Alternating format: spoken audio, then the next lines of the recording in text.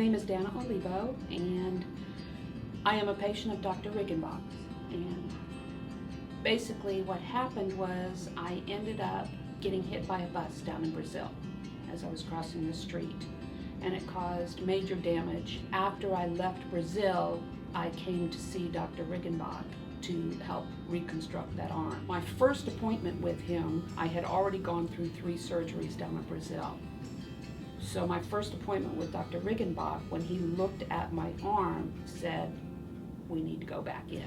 Next surgery, they ended up taking bone out of my hip, grafts out of my hip to put in my arm to rebuild and try and get that blood flow through. For the last surgery, I was in a cast all the time. You know, I was in a hard cast or a removable cast. I couldn't do anything. I couldn't open jars. I couldn't, I could write, but that was about it. I couldn't do a whole bunch at all with my wrist. Now I'm to the point where my wrist is pretty, pretty strong. I can do a lot of what I couldn't do. Dr. Riggenbach was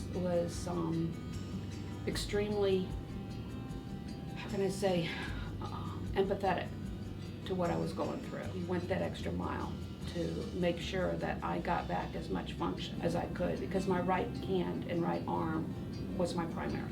I just want to tell Dr. Rick that I really appreciate the time he put in, especially in an era where doctors are forced to push patients through quickly. He spent time with me, and the professionalism that he showed, the fact that he was willing to, he brought to the table new technology and new techniques